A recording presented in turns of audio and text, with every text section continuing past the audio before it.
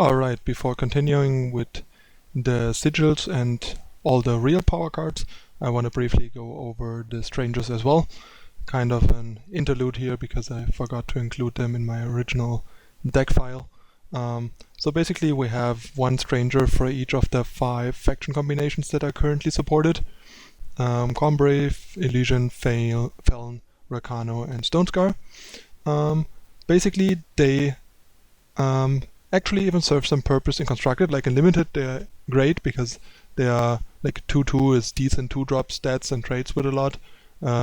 And influence fixing is not that widely spread in Limited, so picking up a couple of strangers can be a nice way to fix the influence requirements of a 2-faction deck that has just basic sigils. But in Constructed they also have a purpose. Like Elysian Stranger is a card that you usually could end up seeing in a deck that runs Champion of Wisdom, because hitting 4 of each influence to get it to full power, being a 4 power 6/6 flying, is kind of hard without the help of a card like Elysian Stranger, and the Elysian combination has limited options regarding 2-drops anyway, so Elysian Stranger kind of serves 2 purposes of potentially being a 2-drop that decently trades with various other early drops. It even trades with stuff like a Crownwatch Paladin, which is not bad at all, and at the same time fixes the influence requirements to make Champion more impactful more quickly. Same basically goes for Feln Stranger. There's various Feln mid-range or Haunting Scream decks that run Champions of Cunning, and Feln Stranger is the go-to way to make sure that at least one of its influence requirements is usually met by turn 5 when you play it, and that you can quickly hit both thanks to the strangers, and also generally helps fix influence. The Rakano Stranger and Stonescar Stranger you rarely see because the Rakano champion has the lowest requirements and are easily met, so you don't really need the stranger for that, and there's also not many other heavy requirements where stranger could help a bit at casting Icaria, but at 7 you should usually be able to have 3 and 3 in a heavy Rakano deck, and these decks are also usually not looking for a measly 2 power 2/2. Same with Stonescar Stranger. The 3 influence each on Champion of Chaos are not that hard to hit. You usually have at least like a 4/4 by turn 3 and a 5/5 by turn 4 or 5 a lot of the time in like mid-rangey Stonescar decks or burn decks that run enough influence and sigils and influence fixing to get there, which is why you also rarely see them. And Cornbrave Stranger you basically don't see because Champion of Progress is just so bad. It has the highest influence requirements. The payoff is like non-existent because it just gets bigger without any abilities, and hitting 6 on each is also really hard. So yeah, Cornbrave Stranger just doesn't really serve a purpose. The only other purpose that these strangers basically serve is helping to make potential stranger decks possible, because the influence requirements in these are so heavy, being a 5-faction proactive deck that wants to curve out from 1 to like 4 or 5, that you basically need the help of the strangers to meet your requirements. Especially Elysian and Cornbrave Stranger are great because the early game of strangers basically is Shadow Fire, while the mid game is like Time, Justice and Primal for the pumping strangers and the flying from Soaring Stranger basically. So and on top of that they happen to be strangers, so they all profit from the stranger bonuses, making them actually pretty respectable 2-drops. Like if this is like a 3/2 like a 4/3 for example, because on turn 1 you play the Ruthless Stranger, turn 2 this guy, and turn 3 you play the Determined Stranger, this is suddenly a 2 power 4/3 that also fixed your influence for your Determined Stranger, which suddenly makes it really good. You can see that in my Stranger aggro deck video from a while ago. Feel free to check that out. That's like the best showcase of these influence fixing strangers in action. Other than that, the Feln and the Elysian Stranger are basically cards that make the respective champions of their faction combination more consistent and better, and also fix a gap in the 2-drop, because both Felon and the Legion have limited options if it comes to 2-drops basically, and sometimes Felon Stranger is a nice double purpose card there. Next we have the basic sigils. Not much to say here, they are just the most basic power cards in the game. They provide 1 influence, nothing flashy. Moving on, next we have the monuments. Let's talk about the monuments real quick. This, in my opinion, is clearly the best, and I think everyone agrees. 5/5 Overwhelm just seems very aggressively costed. I honestly have no idea why this monument is so much better than the other ones. It's the one monument that's almost on par with a regular card in the same casting cost range. Like a 5/5 Overwhelm for 5 would, at least in limited, be a very solid 5-drop. In constructed, a bit underpowered, since units are a bit more aggressively costed, but given the fact how flexible it is, that it fixes your power drops early and prevents you from being flooded late, makes this just great. And every time deck that is looking to play some more power, but the curve stops at like 5 or 6, the highest, probably at 5, should look into playing as many of these as it can without crippling its curving out potential, since this is just the real deal. It's the perfect 1-2 punch, prevents you from being screwed and being flooded at the same time, and both of that very efficiently. Just a great card. This is like the weakest, or one of the weakest monuments, since 3/3 is very weak stats. 4/5 lifesteal is nice, but the card basically only makes sense in decks that have ways of clearing the path for it, and preferably also pumping it. Like, it's kind of nice potentially in decks with Maiden, because then you can play this, kill some stuff, put cudgels on it, and suddenly you have a 5/5 or 7/7 lifesteal that can win the game for you and stabilize your life total against potential burn and charge units, which is nice, because which is why I sometimes run it, or other people run it in their decks that run Maiden, as like a 1 or 2 of to get to play slightly more power to not get screwed, but also have something, some extra business if they draw a couple powers too many, basically. Cobalt Monument is in theory pretty great. The problem is that there's not really a primal type deck that cares about a 3/4 flying unit usually, which is why it sees so little play. But in terms of quality, it's just really good. It just kind of has the problem that its faction is not that interested in that type of card, simply because there's no real primal mid-range or even aggro deck. Like, a primal aggro deck would be super happy about this card, and even like mid-range decks would really appreciate that card. I guess there's some people that run it in their like Haunting Scream deck in some number, if their alternate plan to Haunting Screaming stuff is basically a mid-range beatdown plan with like Instigators and Dooms and stuff. Emerald Monument is actually probably a lot better than its reputation than people think, simply because +3/+3 is like the weapon size where weapons start to get pretty interesting and have relevant impact in terms of how units outsize most other units in play. And yeah, a card that is decent as a spell and also helps you not get power screwed is good, which is why you see this card in my Rakano aggro deck usually, to help both let me hit my 4th and 5th power and also prevent me from getting power flooded if I already have these 4 or 5 powers, since after the 6th power that activates my Pyro Knights, I really don't want to see any more power, and if I draw an Emerald Monument, then I'm fairly happy to put that on a Warcry unit or on my ultimate Pyro Knight and just roll with it. Plus it can also pick up Warcry triggers like any other unit or weapon. And last but not least, we have Granite Monument. For a long time I thought it's the worst monument, but I'm not entirely sure anymore actually.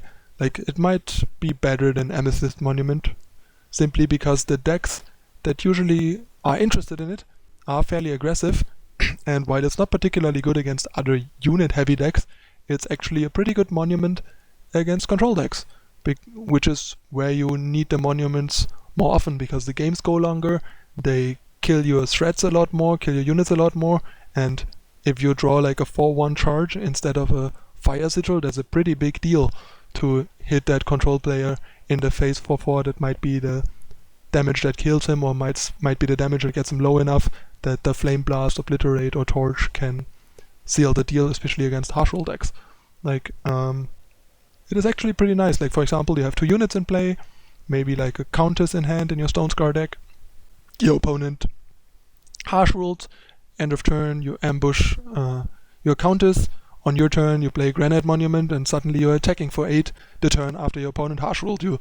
And these like incremental advantages are what improves control matchups a lot for aggressive decks, and gets you to a point where the control opponent gets into a lose-lose situation. If they don't harsh roll, they lose. If they harsh roll, they still eat 8 and probably are so far behind that they can't win. So give this card a shot. Try putting it in your Rakano aggro decks, in your Stone Sky aggro decks. Probably not in Jido, because 25 power, a depleted power is pretty crippling to the power base. But if I would run like a 26 power in Jido, for example, it would probably be a Granite Monument. So yeah, that's it on the monuments. This is like a really nice way to virtually reduce the amount of power you have in your deck. Also, keep in mind you can only go down to 25 power. There's no lower you can go. But you can virtually go lower. If you really don't want 25 power in your deck, you can just swap some power with Granite Monument. Like, if you really feel 25 power is too much for your Jido deck, since you can't go to 24 or 23, what you can do is you can cut 1 or 2 power and play Granite Monuments instead. If you feel like it's not crippling you that much, and just gives you like a better flood screw ratio, then go for it, because this is the card that can make the difference in that grindy game against someone sweeping your board and removaling your stuff, that pushes you over the edge, because instead of that power that your opponent you draw a Granite Monument that goes all the way, because the opponent is out of answers from your regular spells, because you already have less power in your deck than they do anyway. Alright, so last I want to talk about the duels and like their different strengths and weaknesses and quality, basically. First of all, let's talk about Diplomatic Seal. I think I talked about this card a lot. This is basically the perfect aggressive early game influence fixer.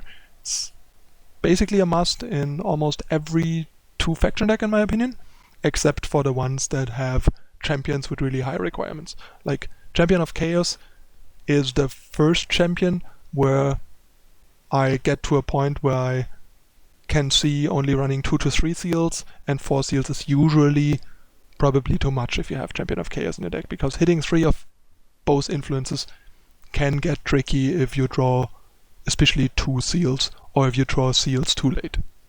So that's where the downside kind of becomes real.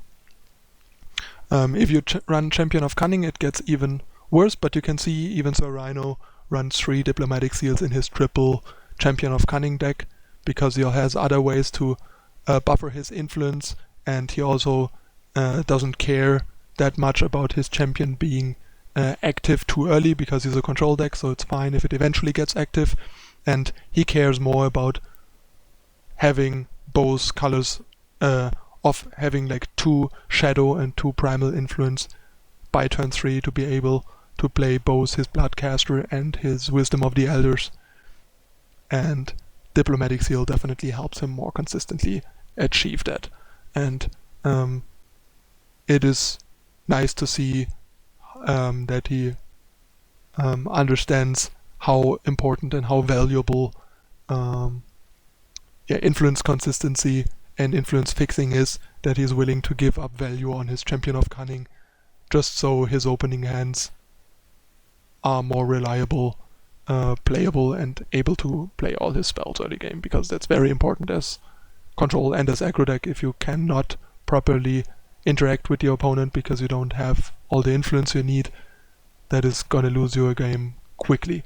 While drawing that diplomatic seal off the top later to not turn on your, to not build towards your champion of cunning influence is much less critical compared to that. So yeah, there's some decks that have like high influence requirements, like triple in both colors, and that are slower and already get to run Seek Power, that might not want Diplomatic Seal, but the majority of 2-color decks wants Diplomatic Seal, and the more aggressive 3-faction decks or 5-faction decks, like the Stranger deck that I built, also absolutely need Diplomatic Seal to be remotely functional. Because if you have a wide range of influence requirements in the early turns, the only way to meet those is also adding Diplomatic Seal to your deck, even though it's not free and it makes your influence in the later turns trickier. But it's more important to properly fix your early turns to even get to the later turns, because if you don't get to the later turns because your early game is already crippled, then it doesn't matter that Diplomatic Seal wouldn't hurt your mid or late game, because you don't see your mid or late game. So I rather have a stable early game and slightly worse mid or late game, because I at least get there more consistently and then can work things out. And yeah, the negative effect that it has on the later game is much lower than the positive effect that it has on your early game and your opening hand. Next we have banners.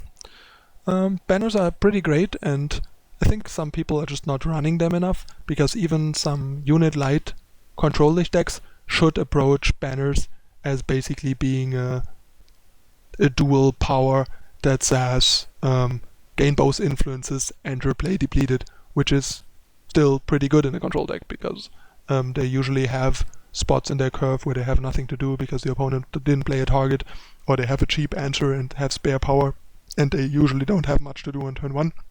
So they have plenty of spots in the early turns where they can just play a depleted power, and this adds a lot to their influence stability and opening hand quality. Once again, it's kind of the same as with Diplomatic Seal. Just because it has a drawback doesn't make it bad. Like, basically, it has to have a drawback to make it not absurdly good. Like, all these influence fixing cards need these drawbacks, because otherwise the multi-faction decks would just run crazy. Running more than 1 or 2 factions needs to come at a cost, and the gain of influence stability basically always outweighs the cost of these cards. They are all pretty well designed, and designed in a way that they are more than good enough to play, but are balanced by the fact that they come with some downside attached that is still lower than the upside they give a deck, basically.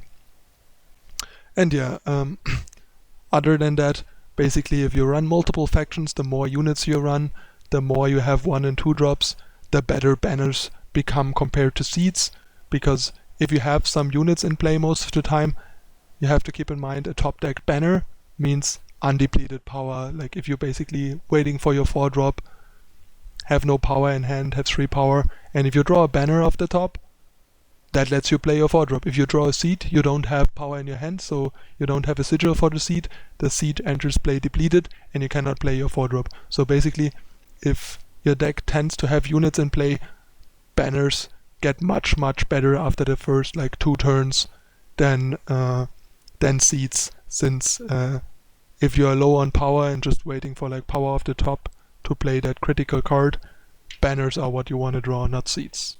So keep that in mind in deck building.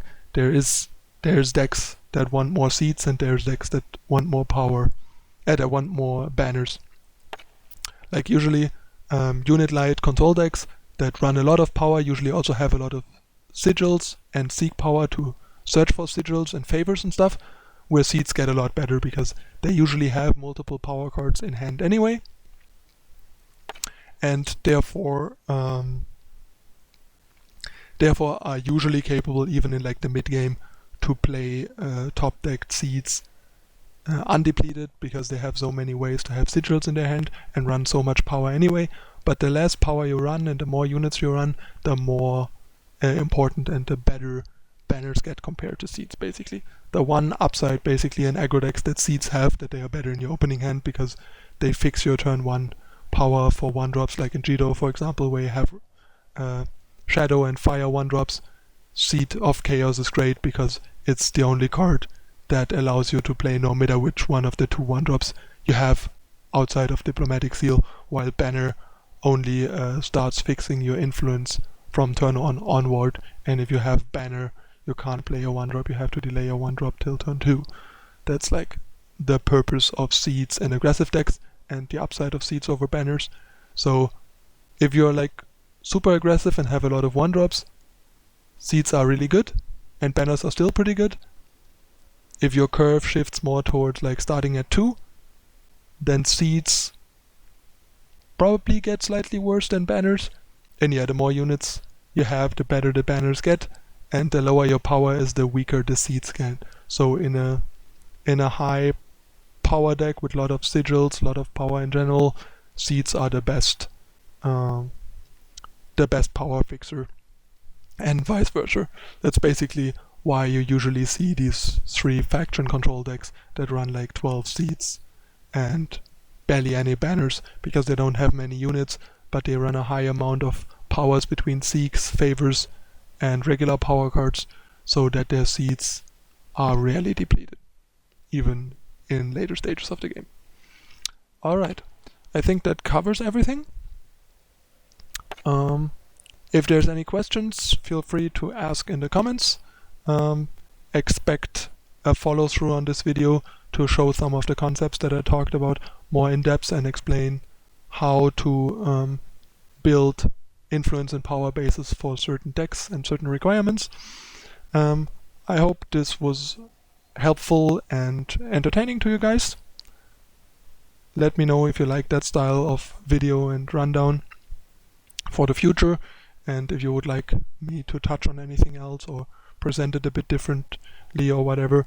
I'm open to all kinds of feedback and suggestions for the future. I'm just trying to like provide people with like a broad spectrum of topics and theory and practical stuff, and not just throw one deck after another at you, and just help you to also understand certain concepts and intricacies of the game better, and also get better at tuning and building your own decks, for example. Alright, thanks for watching. Don't forget to subscribe and like, please, and follow me on social media for more frequent updates. See you next time. Bye.